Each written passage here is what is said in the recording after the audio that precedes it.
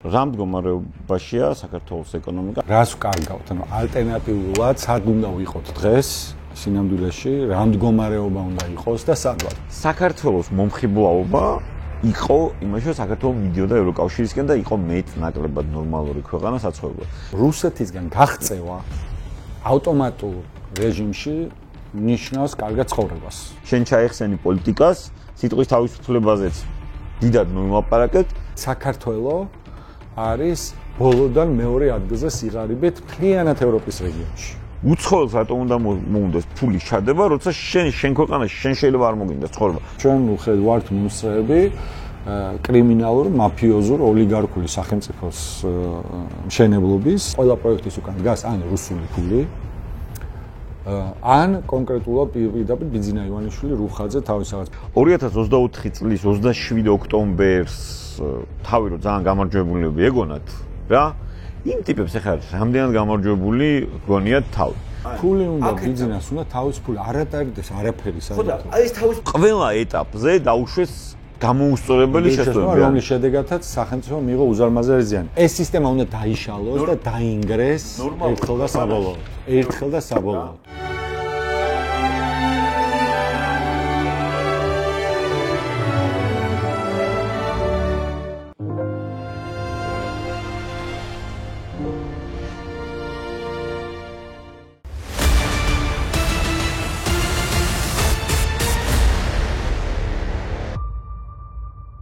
გამარჯობა. ეთერშია გადაცემა აპოლიტიკური კოდი YouTube პლატფორმაზე მისმინე, გამოიწერეთ ჩვენი პლატფორმა და გამოვყევით სოციალურ ქსელებში, TikTok-ზე, Facebook-ზე, Instagram-ზე. დღეს ჩვენი გადაცემის სტუმარი იქნება გიორგი ქადაგიძე, ფინანსისტი, ეროვნული ბანკის პრეზიდენტი 2009-2016 წლებში. გამარჯობა გიორგი. მოგესალმებით, მადლობა მოწვევისთვის. პირიქით, მადლობა სტუმრობისთვის. ძნელია საერთოდ ხა ისეთ დროში ვცხოვრობთ რა, გაგვიმართა საინტერესო დროში ვცხოვრობთ და ძნელია რაღაც კითხვებზე კონცენტრირება, მაგრამ პირველ რიგში მაინც ეკონომიკურ მხარეზე კითხავდი. ანუ სხვა პროგნოზებია, სხვა აზრები გამოითქმის, ანუ რა მდგომარეობაშია საქართველოს ეკონომიკა, ანუ შენ როგორ შეაფასებდი რა? პლუს ერთი მომენტია გუშინ გისმენდი მაგალითად თუ გუშინ წინ TV ფორმულაზე სტატისტიკაზე საუბრობდი რა, ანუ ის რომ მოსახლეობას ნდობა არ აქვს სტატისტიკის. მე ჩემ მაგალითსაც გეტყვი, ოჯახში 6 ადამიანი ვართ და არც ერთმა არ მივიღეთ აღრიცხვაში მონაწილეობა. ასე რომ ძალიან ბევრი ადამიანი ვიცი ირგვლივ, რომელმაც პროტესტის ნიშნად უბრალოდ აღარ მივიღეთ, იმიტომ რომ არჩევნების, ეგრეთ წოდებული არჩევნების მერე საკუთარ მალევე მოყვა ეს საყოველთაო აღწერა რა. და ამისა მიუხედავად საქართველოს მოსახლეობა რაღაც ჯადოსნურად იზრდება. ხო, ემიგრაცია პროტესტის ნიშნად უამრავ ადამიანს მონაწილეობა არ მიიღო და მაინც 200,000 თუ 300 გავიზარდეთ და შენც იგივეს ამბობდი რა. და ანუ აი ამის ფონზე როგორ შეაფასებდი ჩვენს ეკონომიკურ მდგომარეობას და იმ ოფიციალურ პარამეტრებს, რაც ქვეყნდება. ხო, პირველ რიგში ვინაიდან ეს ფორმატი გვაძლევს საშუალებას განსხვავებით სატელევიზიო ფორმატისგან, რომ უფრო ღმად წავიდეთ. კი, ზუსტად. ეს გვინდა. უნდა ვთქვათ, რომ როცა საქართველოს ნაირ ქვეყანაზე ვსაუბრობთ, უნდა ვისაუბროთ, რას ვკარგავთ, ანუ ალტერნატიულად სად უნდა ვიყოთ დღეს სინამდვილეში, რა მდგომარეობა უნდა იყოს და სად ვართ, იმიტომ რომ შედარება წარსულთან საქართველოს ნაირ ქვეყანაში, რომელიც 90-იან წლებში 70% დაკარგა საკუთარი ეკონომიკის, რაც კატასტროფული რიცხვი არის, არაერთხელ ვითქოს მაგალითისთვის მეორე მსოფლიო ომში დამარცხებულმა გერმანიამ ნახევარი დაკარგა ეკონომიკის, ჩვენ 89-დან 94 წლამდე დავაკარგეთ 70%. ორჯერ დამარცხებულმა ფინეთმა დაკარგა ნახევარი. არ არსებობს, მე ვცდილობდი მომეძია არის თუ არა ესეთი სხვა ქვეყანა და ჩამორჩენილი აფრიკული დიქტატურების გარდა ვერსად ანალოგიურ მაჩვენებელს ვერ ნახავ, ამიტომ თუ იმას ვადარებთ, თუ წარსულს ვადარებთ, მუდმივად სადღაც რაღაცა პარამეტრში მუდმივად გვექნება რაღაცას და რამდენიმე პროცენტიანი, რაც თავისთავად არაფერს არ ნიშნავს. მაგრამ სად უნდა ვიყოთ და რა შესაძლებლობა არის, რასაც დღეს ჩვენ ხელიდან უშვებთ და რისთვისაც ვიბრძვით, რომ ეს ხელიდან არ გავუშვათ, აი ეს უკვე სხვა ამბავი არის და ამას შევეხები შენი ნებართვით. რეალურად თუ უფრო დიდ სურათში თუ შევხედავთ საქართველოსნაირ პატარა ქვეყანას, ისე როგორც ნებისმიერ ყოფილ კოლონიას, პატარა ქვეყანას, შანსი უჩნდება მაშინ, როცა იმპერია სუსტდება.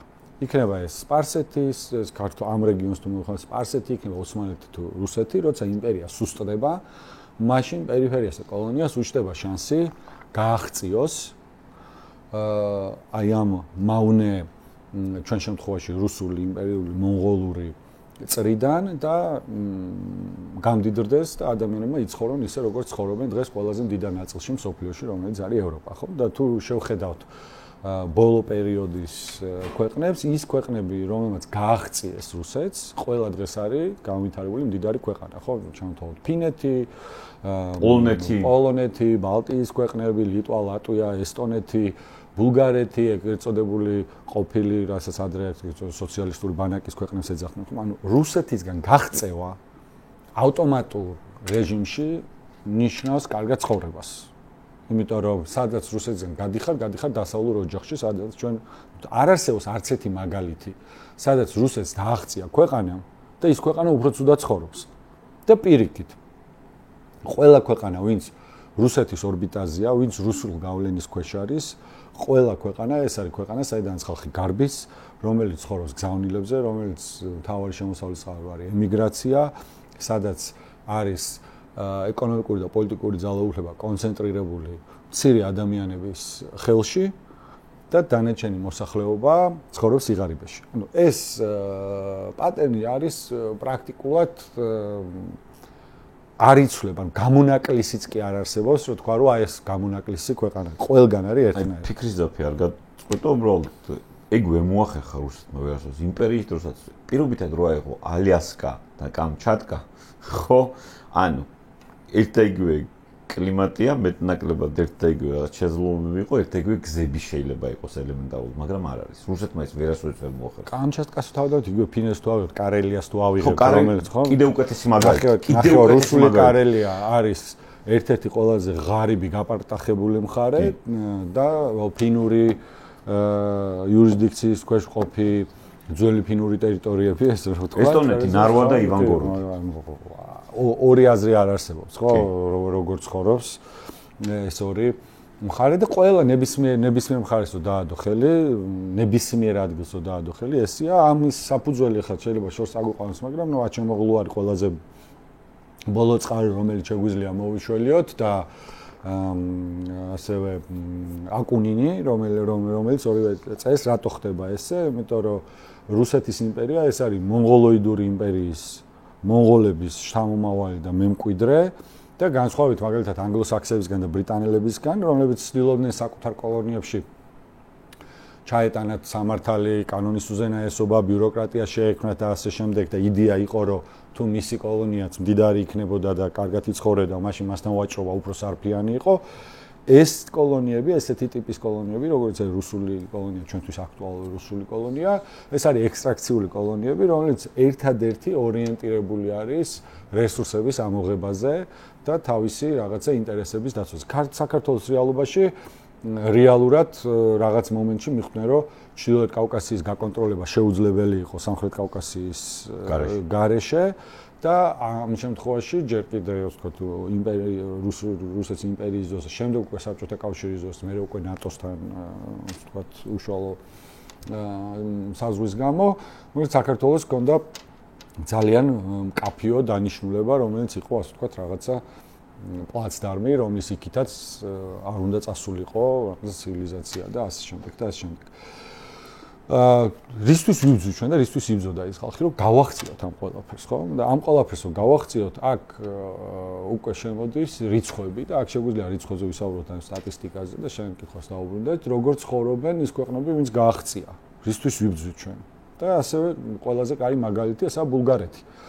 ბულგარეთი არის და ბულგარეთი არ არის რაღაც განსაკუთრებულად განვითარებული ქვეყანა, ხო? ეხლა გასაგებია, ყოფილი სოციალური ბანაკის რკინის ფარდის აღმოსავლეთით დარჩენილი ქვეყანა, რომელმაც გაიარა ყველა ის სიმახინჯე, რაც საბჭოთა სხვა რესპუბლიკებმა გაიარეს. ბულგარეთი არის ევროკავშირის ყველაზე ღარიბი ქვეყანა. ყველაზე ღარიბი ქვეყანა. უნგრეთმა არ გაასწრო სიღარიბეში ეხლა ბოლოს? ჯერჯერობით არა, იმიტომ რომ უნგრეთი თავის მდებარეობით და ეკონომიკით არის გერმანიაზე მიბმული ძალიან, გერმანიის ავტომშენებლობაზე და ასე შემდეგ და იმის კონტრაქტორი არის და უფრო გავითარდა პლუს ავსტრო-უნგრეთის იმპერიის ნაწილი იყო და სხვა სოციალური, კულტურული და ფაქტორები არის ხო ვერ შეადარებ ხო განვითარებით და გამოკიდებულებით. ბუდაპეშტში ერთ წელი ვისწავლე და მაინც დღემდე იმპერიის დედაქალაქია, იგრძნობა ეს ბუდაპეშტი. ურბანის მიუხედავად იგრძნობა. კი, ნუ ავსტრიელებს თუ შეეკითხებით თლათ დედაქალაქად ვერ ჩათვლიან ალბათ. მაგრამ ნუ სხვა ამბავია, მაგრამ გეთახმები. მაგრამ რის რა მაგალითი მომყავს, რომ ბულგარეთიც კი ყველაზე ნაკლებად განვითარებული ევროკავშირის ქვეყანა არის საქართველოზე სამჯერ დიდარი. უფრო მეტიც, მაგრამ ამავე დროს 90-იან წლების დასაწყისში ბულგარეთი, თურქეთი, საქართველო იყო დაახლოებით ერთი და იგივე განვითარების ქვეყანა. და დღეს 30 წლის თავზე ბულგარეთი გვისწევს ჩვენ სამჯერ.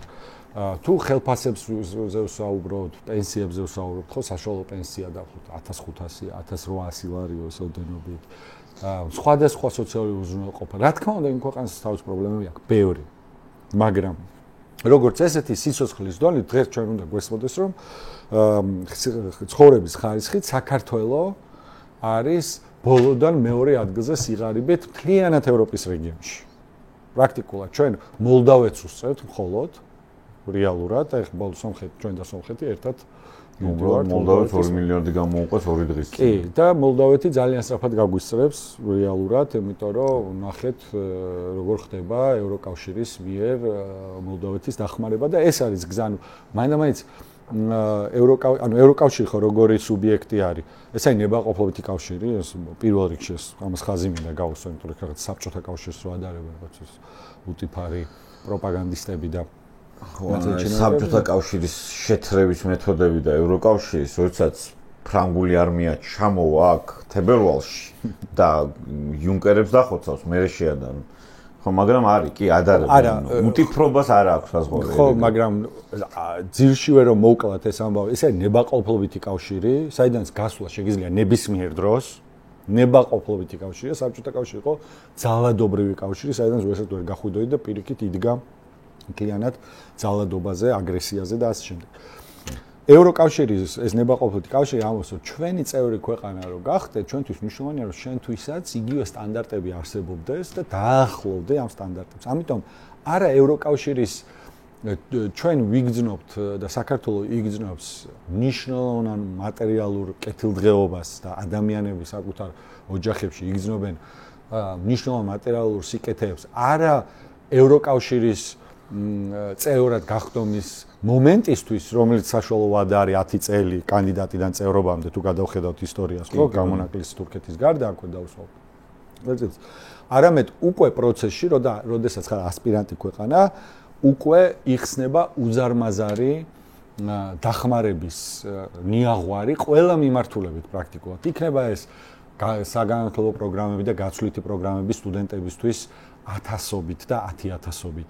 იქნება ეს სოფლის მეურნეობაში მაგალითად სტანდარტების დაახლოების, ინჟინრების, აგრონომების გადამზადების, ინტელექტუალური ცოდნის, ევროკავშირის ბაზარზე ინტეგრაციის ნაწილში, პოლიტიკური ინსტიტუტების განვითარების ნაწილში, იგივე მაგალითად ყველაზე უფრო ესეთი პრიმიტიულ, ყველაზე უფრო ყოველდღიურ დონეზეც კი, მაგალითად, აი ბოლო გადაწყვეტილება არის, როდესაც ევროკავშირის ქვეყნებმა ჩათვალეს და მიიღეს რეგულაცია, რომ ფაქტობრივად როუმინგის ხარჯი აღარ არსებობს ევროკავშირის წევრ ქვეყნებში, ნებისმიერ ევროკავშირის მოქალაქის მობილური ტელეფონით, ნებისმიერ სხვა ევროკავშირის მობილური ტელეფონის დარიხვას აქვს ზუსტად იგივე ტარიფი, რაც იქნებოდა შიდა ტარიფში, ხო? იმიტომ რომ ჩათვალეს, რომ კონკურენცია ეს არის რეალური კონკურენცია და არა რეგულატორის მიერ დაცული და ასე შემდეგ და ასე შემდეგ. ამიტომ ერთის მხრივ ჩვენ დღეს რომ ვიყენებდეთ იმ შესაძლებლობას, როდესაც გვაქვს ერთის მხრივ ძალიან დასუსტებული, დამბეჭავებული იმპერია, რომელიც იმეორებს 90-იან წლების დასაწყისში ერთ ბოლოსაც გვახსოვს იყო ეს საბჭოთა კავშირის დაშლა და ბალტიისპირეთი გაასწრო მაშინ და დღეს როგორც ხორს ვნახოთ, ეხლა არის მეორე ფაზა ესეთი 30 წლის მერე და ჩვენ რომ ამას ვიყენებდეთ ეხლა და ევროპის ინტეგრაციის, განუხრელ ინტეგრაციის გზაზე ვიყოთ, და ეს ცალსახად მომენტუმი არის, იმიტომ რომ საფრანგეთი და გერმანია ისტორიულად ქვეყნები, რომელიც ევროსკეპტიციზმის, ევროგაფართოების სკეპტიკოსები იყვნენ, ისინიც კი გვეუბნებიან, რომ არათუ რამე რეფორმა გაატარეთ, უბრალოდ არაფერი არ გააფუჭოთ და ჩვენ მიგიღებთ.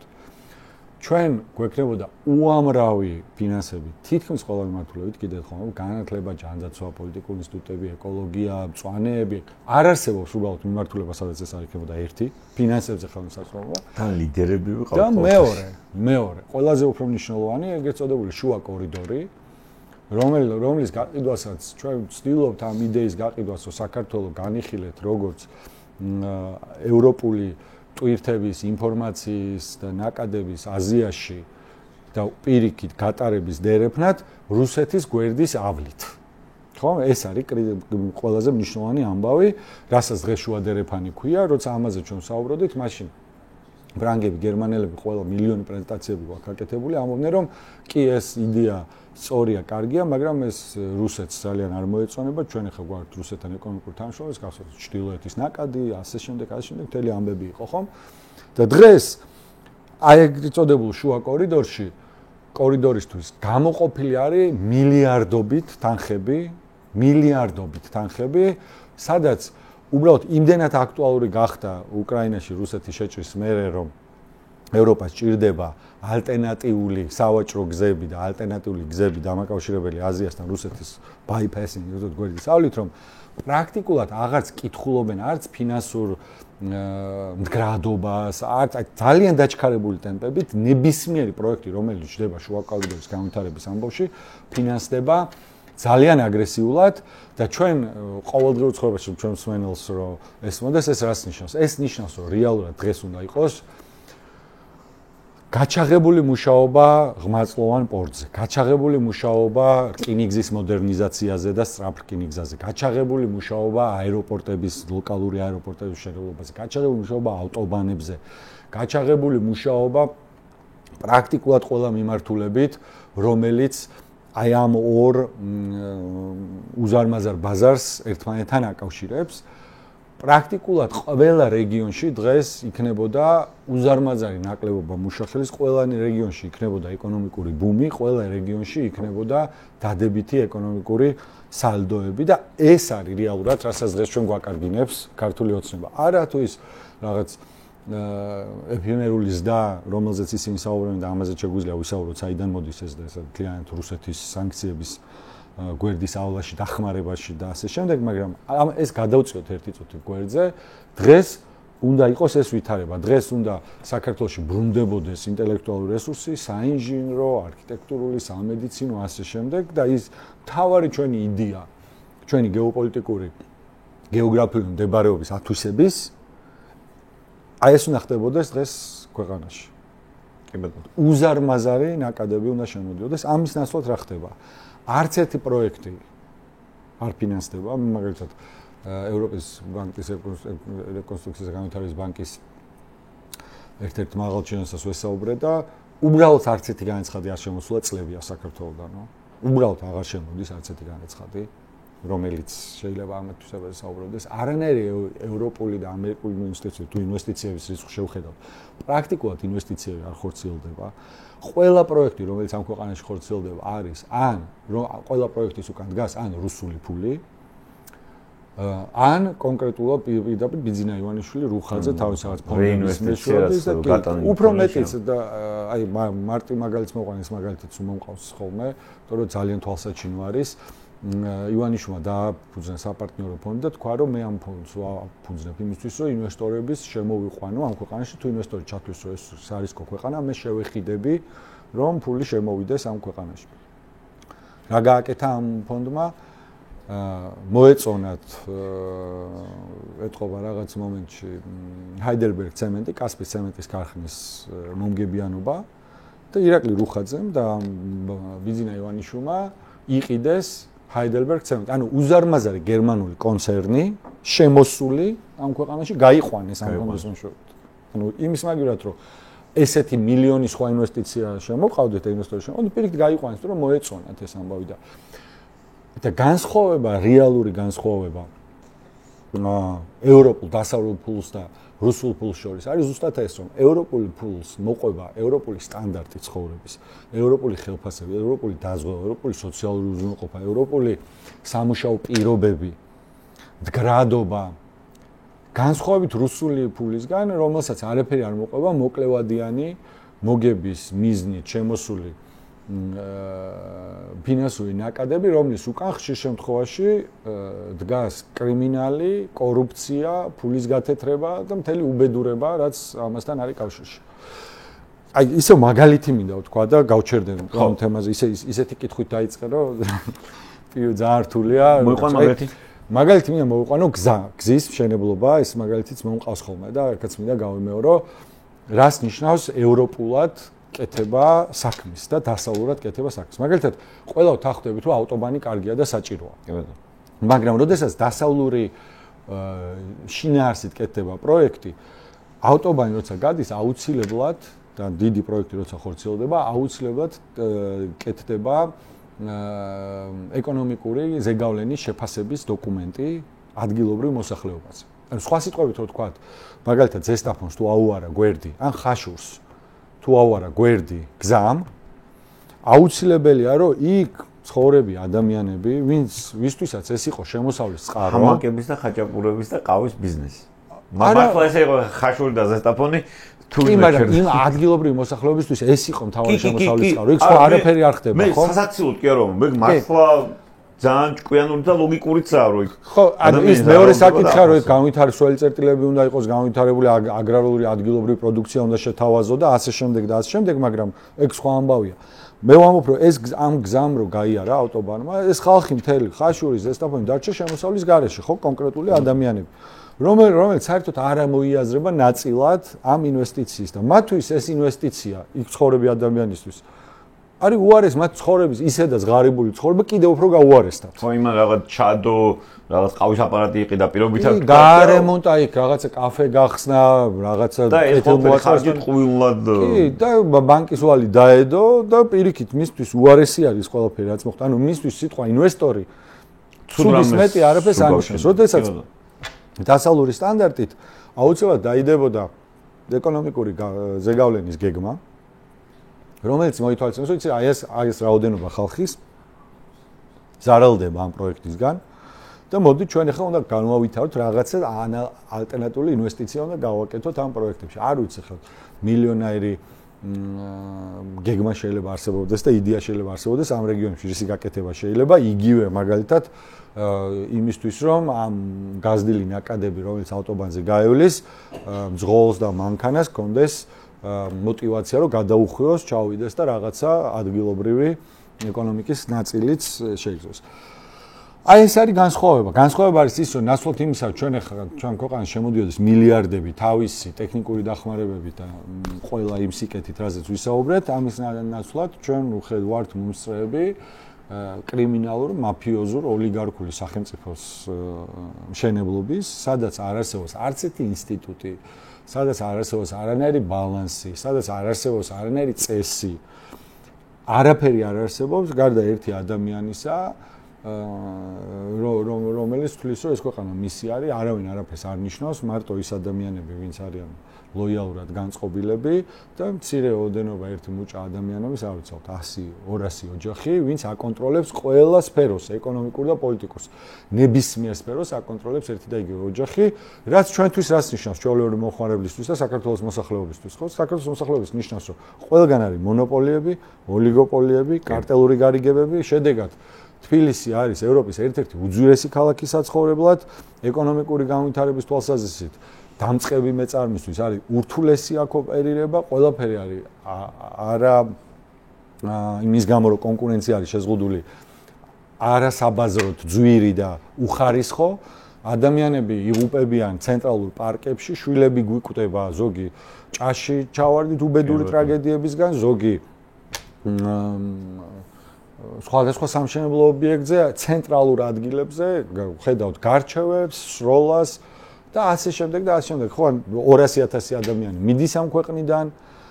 თან ეს ბავშვები 70,200,000 ადამიანი სოციალურ ზნეყოფას ითხოვს ყოველი მესამე პრაქტიკულად რეგიონები, რომელიც უნდა იყოს მდიდარი და სადაც უნდა იყოს კეთილდღეობა, კეთილდღეობის ნაცვლად მოსახლეობის მე-13 ნახევარი, მაგალითად გურიას თუ ავიღეთ, მაღალმთიანი იმერს თუ ავიღეთ, სოციალურად დაუცველი და ოჯახები ცხოვრობენ იმის ხარჯზე, რომ ნაწილი ბიუჯეტიდან იღებენ იმ რაღაც კაპიკებს, რომელსაც ჩიმშილის განიხსნის და პლუს პრაქტიკულად ყოველი მეორე ოჯახიდან ადამიანები არიან წასულები საზღვარგარეთ და შრომობენ ძალიან მძიმე ფიზიკური შრომით, მათი უმეტესობა და აგზავნიან გზავნილებს.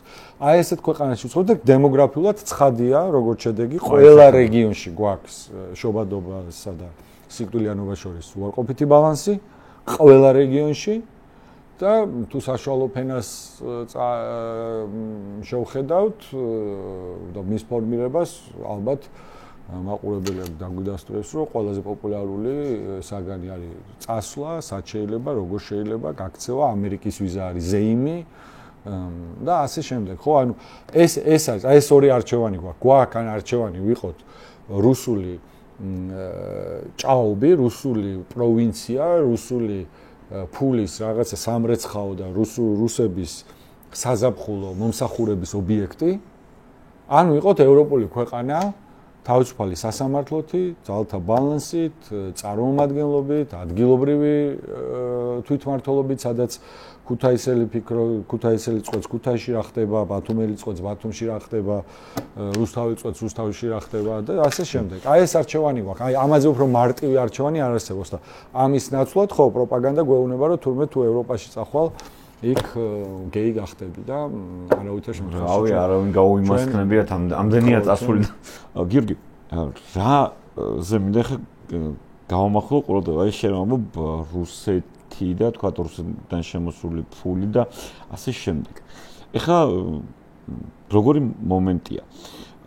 ადამიანის რომლის ოჯახური შემოსავალიც პირდაპირ სასტუმრო იქნება თუ რა იქნება, არა აქვს მნიშვნელობა. რუს ტურისტზე თუ რუსეთიდან შემოსულ ფულზე დგას, იმ ადამიანს შეიძლება კითხვის ნიშნებიც ბევრი არ დასვას. ხო, მოდი ყოველს მოვთხოვთ რაღაც მორალური სიმაღლეების დაპყრობას. დაახლოებით იგივე ლოგიკა იქნება, როგორც ხაშურელი თუ თავის თავზე ვერ გზნობს გაუმჯობესებას ავტობანის გაყვანით ან ზესტაფონელი.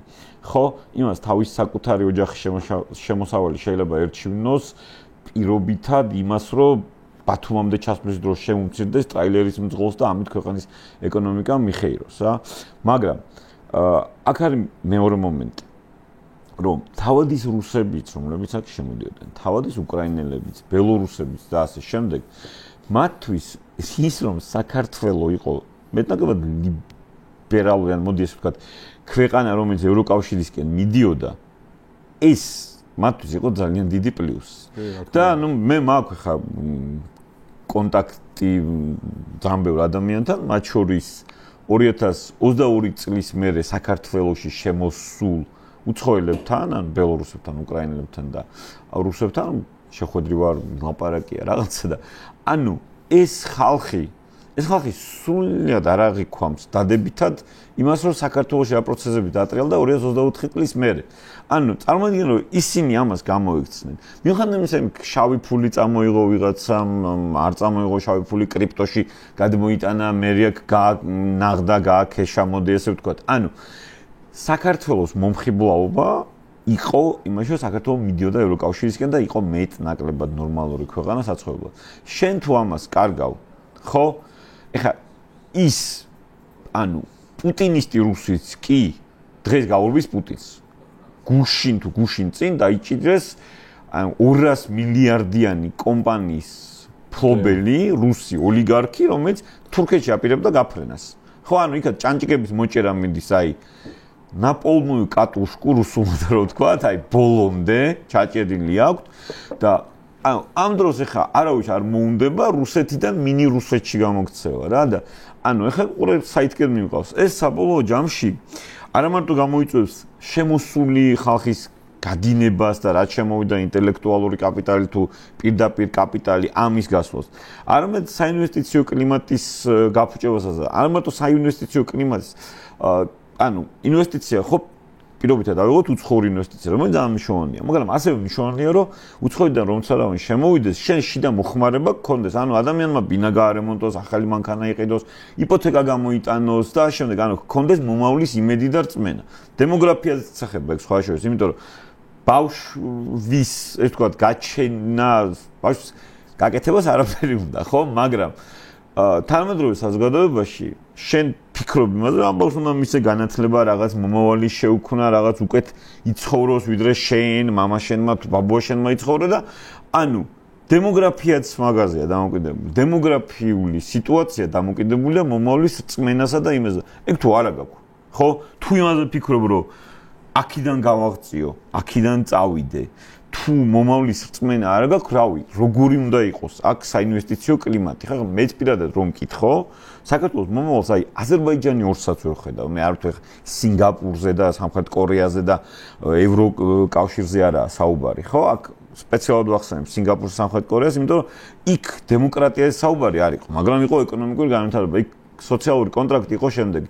შენ ჩაეხსენი პოლიტიკას, სიტყვის თავისუფლებაზეც დიდად ნოიმაპარაკეთ, მაგრამ შენ გექნება განვითარება, ხო? და აქ სოციალური კონტრაქტი არის რამზან კადიროვი 2 პირობითად, ჩეჩნეთი 2, ან სოციალური კონტრაქტი შეიძლება იყოს, რავი, ძალიან ცუდ, მაგრამ არც თუ შეიძლება ის შორეულ პერსპექტივაში, სირია 2, რა, დასრულოს როგორც სირიაში დასრულდა. კარგად დასრულდა. რას ფიქრობ ამ ყველაფერზე? პირველ რიგში პირველ ნაწილზე გიბას ვქებ, რაც შეეხება იმ ადამიანების რეზონირებას, ვინც რუსეთთან შემოსულ ტურისტზე ან რუსულ ეკონომიკაზე ტურისტზე მეტად გიორგი ეკონომიკურად ანუ 23-ში ჩვენ საქართველოს ძალიან ბევრი იხეირა, მოდი პირდაპირ ესე ვთქვათ, ბელორუსების, უკრაინელების და რუსების ვინც მოდიოდნენ თავის ფულით, ბიზნესით და ამ შემდეგ მოდიოდნენ. კი. პარაზიტირებაზე, ომზე პარაზიტირებაზე, მაგრამ მე მოახდინეთ ჩვენმა ეკონომიკამ. კი, ოღონ და ეგ არის რეალურად, რაც ქართული ოცნებას თითითიძე არ დაუდოს, არაფერი არ გაუკეთებია ჯერ კოვიდის დროს ავიღეთ მილიარდობით ვალები და შემდეგ იპარაზიტირეს რუსეთ-უკრაინის ომზე, მაგრამ ერთი წუთი გადავწიოთ ეგ საკითხი. კი ბატონო. რა კონტექსტში მინდა ეს ვახსენოთ, ჩვენ ყოველთვის ეს ძალიან ღმათ არის, მათ შორის ჯერ კიდევ 90-იანებიდან საბჭოთა პროპაგანდის გამო ჩადებული ჩვენი მათ შორის მეწარმეების და მოსახლეობის თავში, რომ გონია რომ რუსეთი არის უზარმაზარი ბაზარი, რომელთანაც შეიძლება გამდიდრება, რომელთან ვაჭრობითაც შეიძლება გამდიდრება. არა, დიდი ბაზარი არაა, ტერიტორიაა, დიდი და ბაზარია პატარა. რაც შეხავაზეს, რიცხვება ვიყვანოთ, გავაგზავნოთ. კი ბატონო. ესპანეთის ხელა 2 ტრილიონი არის მთლიანად რუსეთის ეკონომიკა. ესპანეთის ხელა არის არსაო გერმანია, საფრანგეთი, ინგლისი ცალკე აღებულზე. ესპანეთის ხელა არის და ძალიან მალე ალბათ მე ვარაუდობ რომ 10-15 წელიწადში პოლონეთი დაეწევა, შეიძლება დაეწიოს რუსეთს განვითარება. თუ ჯამურად ავიღებთ ევროკავშირის ბაზარს ან ევროპის ბაზარს და რუსეთს შედარება არის დაახლოებით 25-1-თან და თუ ამერიკასაც დავუმატებთ, შედარება არის 50-1-თან. ანუ როგორ შეიძლება ვამბობდეთ, რომ შედარება არის 50-1-თან, ის არის 50 ტრილიონი, ეს არის 1 ტრილიონი და 1 ტრილიონთან ყოფნა უფრო მომგებიანია, ვიდრე 50 ტრილიონთან. ეს არის ზღაპარი, ტყუილი. ეგ ერთ. მეორე, ტურისტსაც შეეხება. რუსი ტურისტი სტატისტიკურად ხარჯავს გაცილებით ნაკლებს, ჯერადად ნაკლებს, ვიდრე ევროპელი ტურისტი. აღარ ვსაუბრობ უკვე კულტურაზე და ასე შემდეგ და ასე. მეორე, მესამე არ არსებობს რუსეთთან ვაჭრობით გამდიდრებული ქვეყანა. არც ერთი.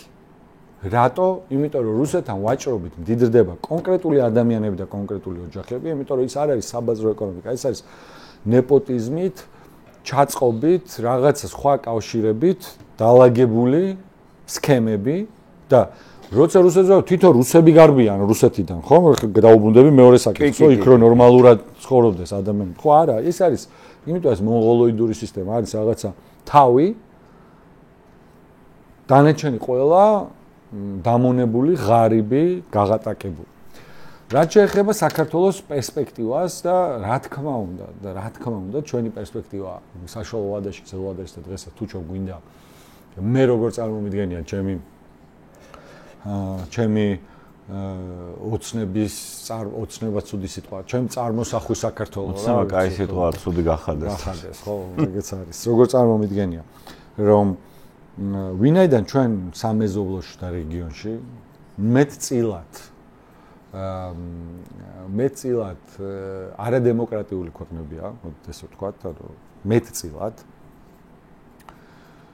ყველა არადემოკრატიულ ქვეყანაში ადამიანი რომ დიდრდება, ნებისმიერი ადამიანი, რომელიც აღწევს ეკონომიკურ წარმატებას, მათ ჭირდებათ პირველი ასეთ ადამიანი ფიქრობს ადგილზე, სადაც შეუძლია უსაფრთხოდ წაიღოს და დააბანდოს საკუთარი კაპიტალი. ეს არის ანბანი თანამედროვე ადამიანს, ხო? და ის რომ ჩვენ რეგიონში მეტწილად არათავისუფალი ქვეყნებია, ეს ჩვენ უნდა ვაქციოთ უპირატესობად და ჩვენი უპირატესობა შესაძლებლობას, კი. შესაძლებლობა ზუსტად რომ ჩვენ გავყიდოთ კანონის უზენაესობა და თავისუფლება. ნუ თუ საქართველოს იქნება ქვეყანა, სადაც ხელშეუხებელი არის კერძო საკუთრება, სადაც არსებობს სასამართლო, სადაც არის ძალიან მაღალი ექსტრადიციის სტანდარტი. სადაც შენ ქონებას ვერ მოწდება ავტორიტარული რეჟიმები.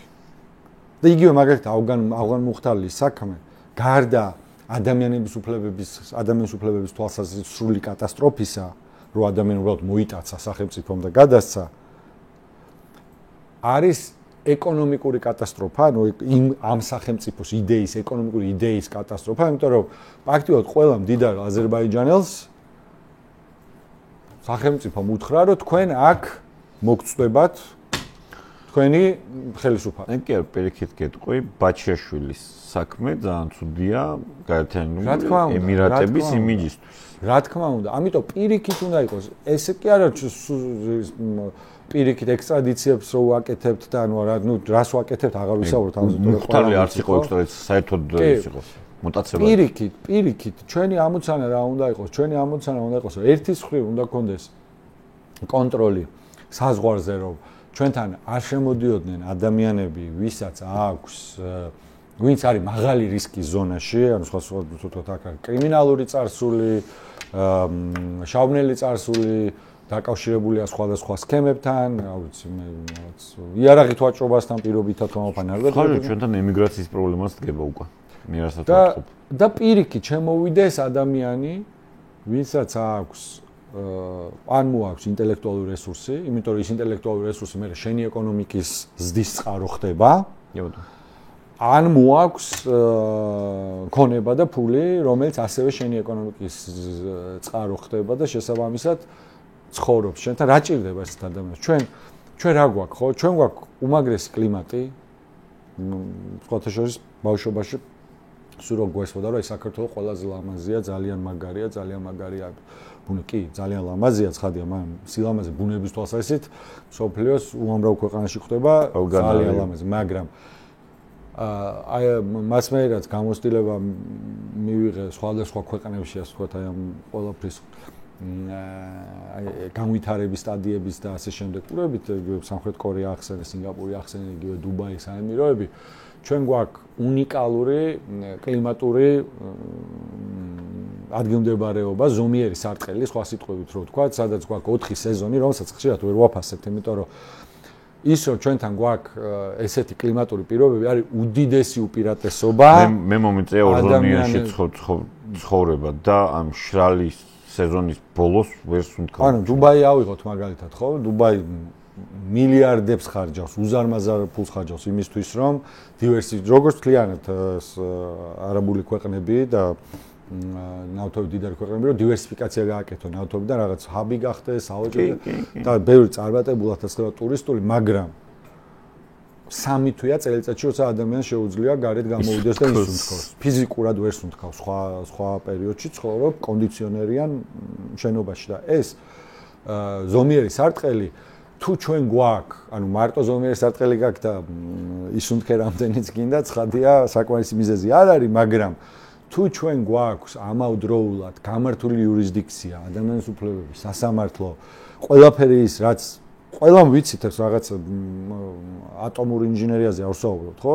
საუბრობთ იმაზე, რაც ვიცით, როგორი უნდა იყოს კაი ქვეყანა. მაშინ უკვე თავისუფლად სუნთქავ. ყველა გაგებით ამას თუ დაუმატებთ ჩვენ კლიმატურ მდებარეობას და კლიმატურ პირობებს, მდებარეობას, ამას დაუმატებთ ისედაც სტუმარ მასპინძლობის და სტუმრისადმი ჩვენს დამოკიდებულებას. ჩემი აზრით, მართლა საუკეთესო სამზარეულოს ერთ-ერთ სოფლიოში. აი მაგაში გეთანხმები. ცალსახად. ამ ყველაფერს თუ დავუმატებთ, ჩვენ კონკურენტუნალიანები ხვდებით ისეთი იურისდიქციებთან შედარებით, მაგალითად, როგორც არის არა დუბაის ვამბობ და მაგალითად კვიპროსი მაგალითად. რომელიც ანუ ჩვენ შეგვიძლია ისეთივე ნახტომებით ვიაროთ, როგორც მაგალითად ირლანდიამ გააკეთა, ხო? როგორც გააკეთა ლუქსემბურგი. და ამისთვის შეგვეძლო უფრო არა ის. არა, რატო ჩვენ შეგვიძლია ეს გავაკეთოთ და მე დარწმუნებული ვარ, რომ უბრალოდ ისტორიული სამართლიანობა მოითხოვს, რომ ის ხორპლი, რომელიც ჩვენ გავიღეთ, იმიტომ ეხლა უკრაინას ჩვენ მოძმე უკრაინასთან ხშირად ხდება ხოლმე შედარება და დიდი მხარდაჭერა გმირ უკრაინელ ხალხს და უკრაინის ისტორიას თუ გადავხედავთ, მანდაც ვნახავთ აუცილებლად, რომ უკრაინელები არ არის ხალხი, ვისაც ვინმე დაამარცხებს უკრაინას ებრძოდა პრაქტიკულად ყველა აღმოსავლეთიდან და დასავლეთიდან და ეს ხალხი არ არის ესეთი მარტივი ხალხი და ეს ომშიც ჩანს რეალურად ამ გმირი ხალხის თავდადება საკუთარი სიყვარულის გამო, საკუთარი ქვეყნის სიყვარულის გამო, მაგრამ ჩვენ ეგ მსხვერპლი, რასაც დღეს უკრაინა იღებს, უკვე გავიღეთ 90-იანებში. უკრაინა ახლა იმას გადის, რაც ჩვენ გავიარეთ 90-იანებში. სწორედ მინდა, ანუ მორალური პრიზმით, სწორედ მინდა იქნეს გაგებული, რაც ვამბობ. ჩვენ დაუკარგეთ ჩვენი ტერიტორიის 20%. საუკეთესო 20%, ახლა რაც ოკუპირებული აქვს. რუსეთს აღმოსავლეთ უკრაინის ნაწილი დაახლოებით 20%-ია უკრაინის, ხო? ანალოგიურად ჩვენ აფხაზეთი და ცხენალის რეგიონი წაგვართვა რუსეთმა, ხომ? თუ მსხვერპლს თუ ავიღებთ, ქვეყნიდან გაქცეული ადამიანების ოდენობას თუ ავიღებთ, დევნილების ოდენობას თუ ავიღებთ და იმ ყველაფერს მხოლოდ 90-იანებში ვიზახი, აღარ ვიზახი მანამდე 30-იანი წლები და ეს უბედურება რაც გამოვატარა, ხომ? ანუ იმის თქვა მინდა, რომ ჩვენ ეს მსხვერპლი და ჩვენი წვლილი ამ ბრძოლაში გაღებული გვაქვს და დღეს გვაქვს კარები ღია, რომ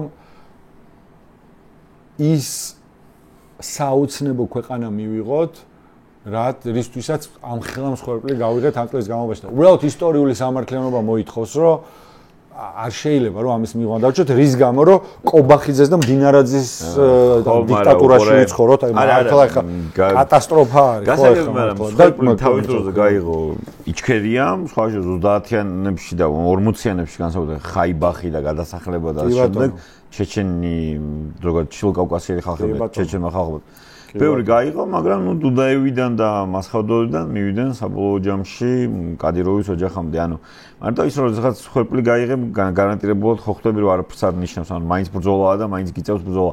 იმაში გეთანხმები რომ უკრაინა იმ გზას ეხლა გადის, რაც ჩვენ გავიარეთ, ანუ რაღაცნაირად როლები გავცვალეთ, მაგრამ ჩვენც ისევ ამ გზის აი თითქოს ეს ამ გზამ ერთი წრე შემოხაზა და მეორე წრიდან ვიწყებ ახლა. არ უნდა დაუშვათ ეს. არ უნდა დაუშვათ და იმიტომ ვიძვით და იმიტომ არის ეს ბრძოლა არის უალტერნატივი. ხშირად არის ხოლმე კითხვას ისე აი როდის და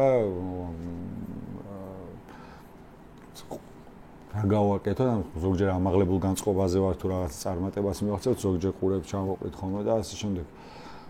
უბრალოდ სხვა რა ალტერნატივა გვაქვს. ჩემი აზრით სხვა არჩევანი არ გვაქვს. ანუ ჩვენ ვიყოთ თაობა, რომელიც ხელებს ჩამოვყრით და ვიტყვით, ხო, ნუ გავხდით რუსები ისევე და რუსეთის გუბერნია გავხდით, ანუ ამას უშვებთ ჩვენი თაობა, რომ ეს შეიძლება გავაკეთოთ. მე ამ ალტერნატივას საერთოდ არ გამოვიხილავ და უბრალოდ წარმოუდგენლად მიმაჩნია, რომ ამ ქვეყანაში ოდესმე მოისპოს თავისუფლების და საკუთარი ქვეყნის ქონის და იგივე ჩეჩნეს იჩქერიასაც ვსაუბრობთ, ან იგივე ჩრდილოეთ კავკასიის ავტონომიაზეც ვსაუბრობთ, აქაც კაი პარალელია, რომ საკუთარი სახელმწიფოს ქონა არის უზარმაზარი პრივილეგია. ეს არის უდიდესი პრივილეგია არის, როდესაც გაქვს საკუთარი სახელმწიფო, საუბრობ საკუთარ ენაზე და ხარ ბატონ პატრონი საკუთარი ქვეყნის, ხო? ეს ხო თავისით არ მოდის, ხო? უამრავი ერები არის მსოფლიოში, რომელიც გაცილებით უფრო მრავალრიცხოვანი და გეთახვები შენი თქმის რომ გაცილებით უფრო ნატანჯი, რომელსაც საკუთარი სახელმწიფო არ აქვს. ნუ ქურთები ამის ყოველს კაი მაგალითი 30 მილიონიანი მერია ტერიტორიის სახელმწიფოს გარეშე.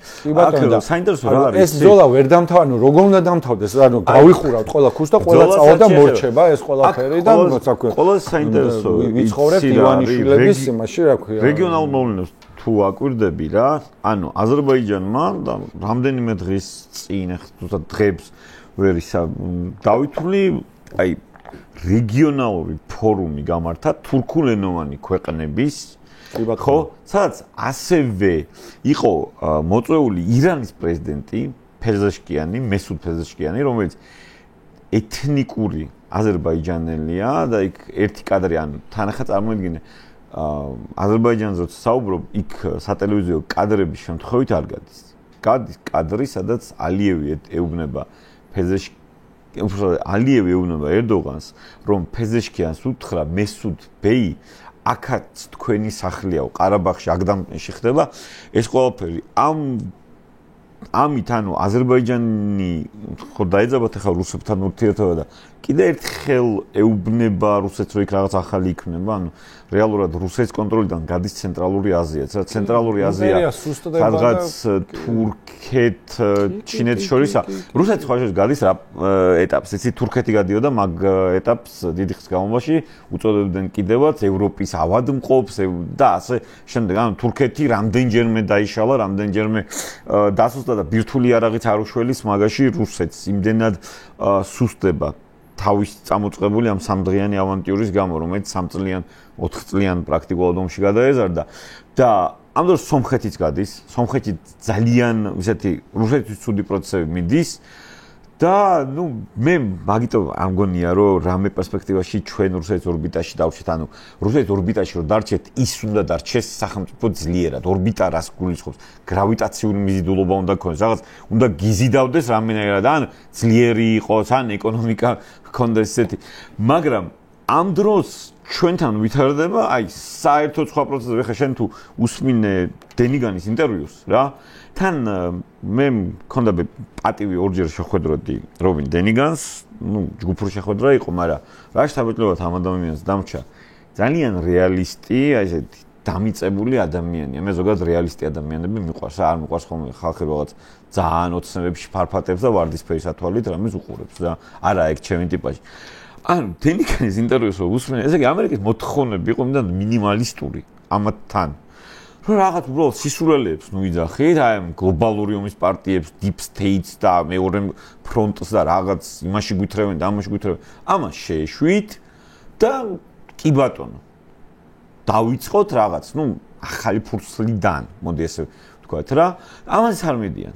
ანუ აქეთანაც უნდა თავის ფული არ ატარდეს არაფერი საერთოდ. ხო და აი ეს თავის ფული როგორ უნდა მოიტანოს? ანუ თავისი მის წარმოდგენაში ეგრეა სახელმწიფო სვისთან, ეგაა უბრალოდ მუღამი რომ კრედიტ სვისთან არაფერ კავშირში არავინ არ არის, ანუ ტრილიონიანი ბანკი დაიშალა, შვეიცარიის რეპუტაცია როგორც რაღაც საბანკო სისტემის სერიოზულად შეილახა, მან ბიზნეს ფულზე ხო არა, მაგრამ ანუ აი მე რჩება შთაბეჭდილება რომ ამ ადამიანს უბრალოდ რაღაცებს აჯერებენ, იმიტომ რომ მას თავადაც შეერა ამ ყოველს, მაგრამ აქ ქვეყანაზეა საუბარი. ანუ საბოლოო ჯამში მე ჩვენ ქვეყანას ამოსთვის. ჩვენ ქვეყანაში უცხოელს რატომ უნდა მოუნდეს ფული ჩადება, როცა შენ ქვეყანაში შენ შეიძლება არ მოგინდას ცხოვრება. შენ შეიძლება დაგხვდე რომ მე დაწავდე.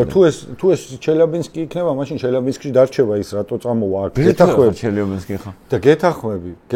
Facebook-ზე დაიწყეს უკვე რაღაც პოსტების გამო. აბსოლუტურად გეთახვები. უბრალოდ აქ როცა ჩვენ ახსნას ვსtildeოთ, მე ჩემს ესე იგი ტონი ბლერს აქვს ინგლისის პრემიერ-მინისტრი ტონი ბლერს აქვს თავის მემუარში ესეთი ძალიან საინტერესო ეპიზოდი ნახსენები, რომ უკვე პუტინია, მაშინაც პუტინი. მაშინაც პუტინი იყო უკვე და პუტინი ერთ-ერთ შეხვედრის დროს უთხრა, რომ გადმოგვეციო ბერეზოვსკიო და ყველაფერი დაალაგდებაო ჩვენ ურთიერთობებშიო, პუტინი ეუბნება ტონი ბლერს. და ტონი ბლერი პასუხობს, რომ ექსტრადიციის საკითხებს ბრიტანეთში განიხილავს სასამართლო. და სასამართლოს გადასაწყვეტია ექსტრადიციას გააკეთებს თუ ვერ გააკეთებს.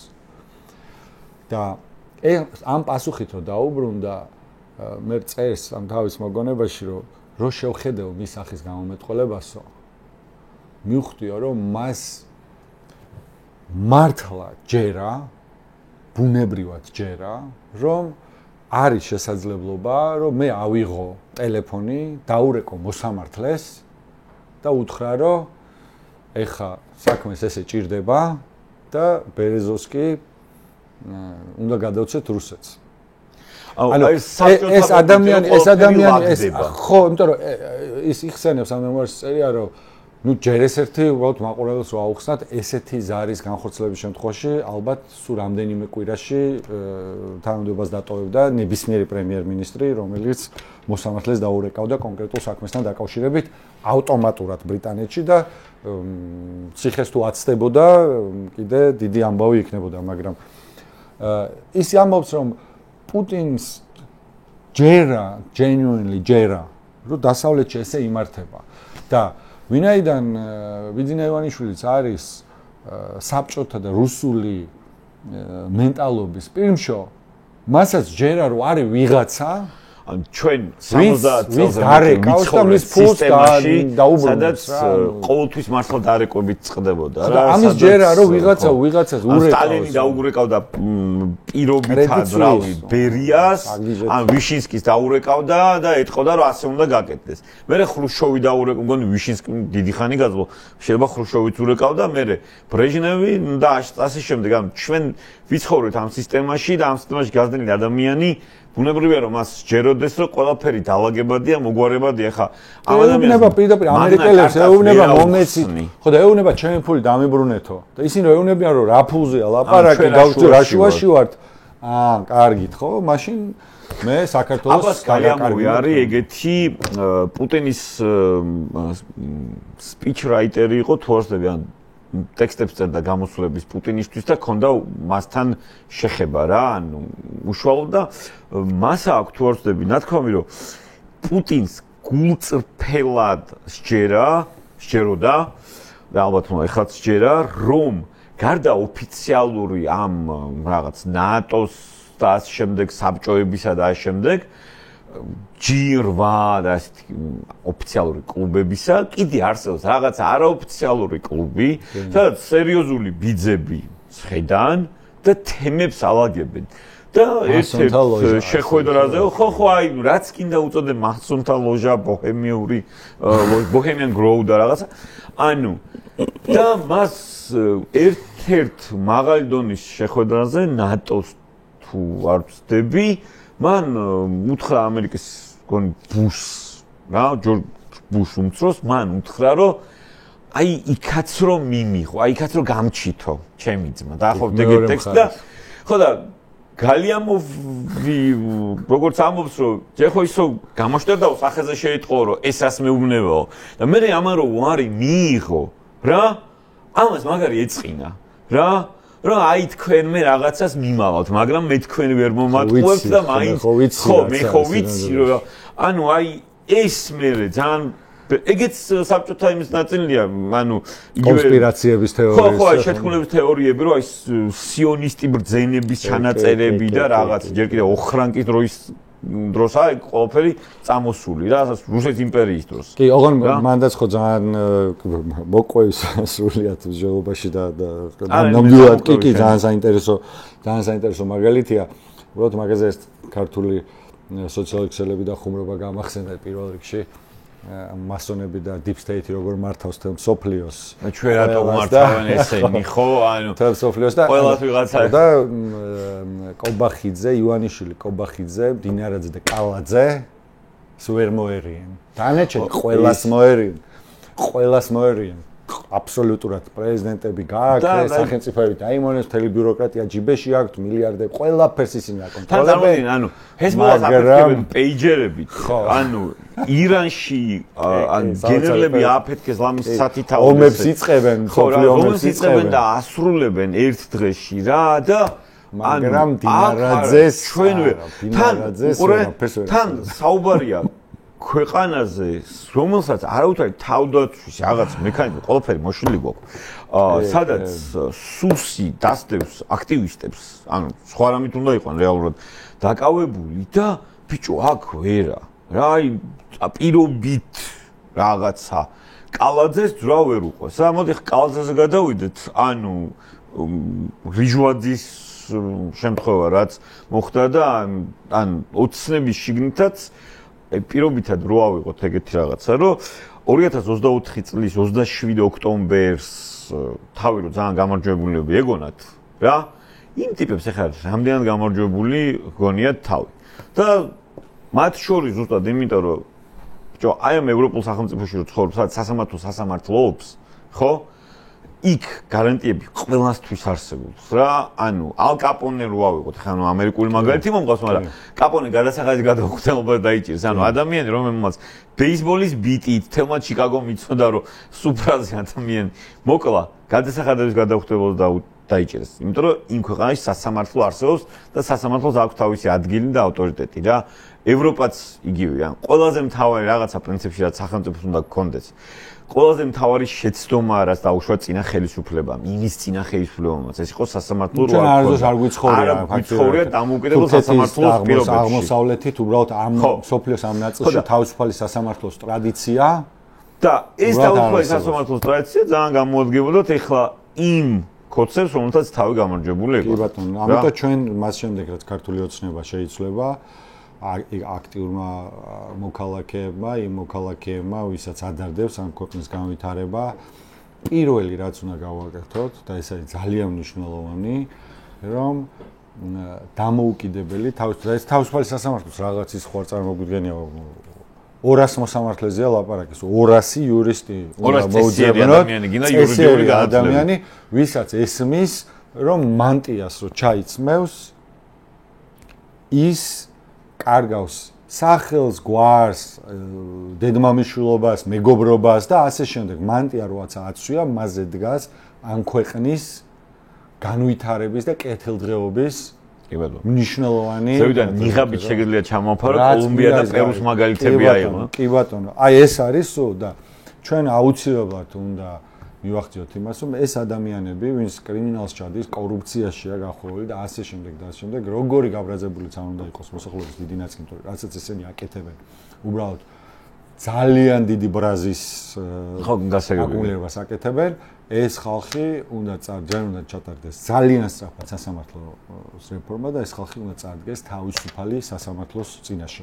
ნაწილი მათგანი, ვისაც თავისუფალი სასამართლო პირობებში არ დაუმტკიცდება ბრალი, წავა თავისუფლებაზე, შეიძლება ბოდიშიც მოუხადოთ და უთხრათ რომ კი, მე ბოდიში ვიხდი რომ ასე ვთქვათ, ვიყავი და ვაბრალებდი კორუფციონერობას და ასე შემდეგ და ასე შემდეგ და თურმე აგერ თავისუფლმა სასამართლომ თქვა რომ ეს ადამიანი არის მართალი მომენტია და ვიზეც იტყვის და ეს უნდა იყოს საჯარო მაქსიმალურად, არა ესეთი რაც ეხა ხდება და ეს რაღაც სრულ მოწმეებიდან ნუ კატასტროფა ხო, უბრალოდ რასაც უყურებთ ხო, ეს ხო არ არის. მაგრამ შენ თემას რო დაუბრუნდე და კითხვას რო დაუბრუნდე ხო, იგივე ამ ახალგაზრდა ადამიანების და ასე შემდეგ, ჩვენ მომსწრები ვართ კლასიკური მაფია state, ასე მაფიოზურ, კრიმინალურ, მაფიოზური, ოლიგარქიული სახელმწიფო მოწყობა. და ყველაფერი რაც ხდება ამ ქვეყანაში, აბსოლუტურად ყველაფერი, მათ შორის აქტივისტების გაშავება და დევნა, სახელმწიფოს მიერ დაქირავებული ვითომ ძველი ბიჭები, ვითომ კამერით და ვითომ აღშფოთებული მოქალაქეები, გაუჩინარებული ადამიანები, უბედურ შემთხვევას რომ ემსხვერპლება ადამიანი და არავინ რო დამნაშავე არ არის და არავის პასუხისმგებლობა რო არ არის.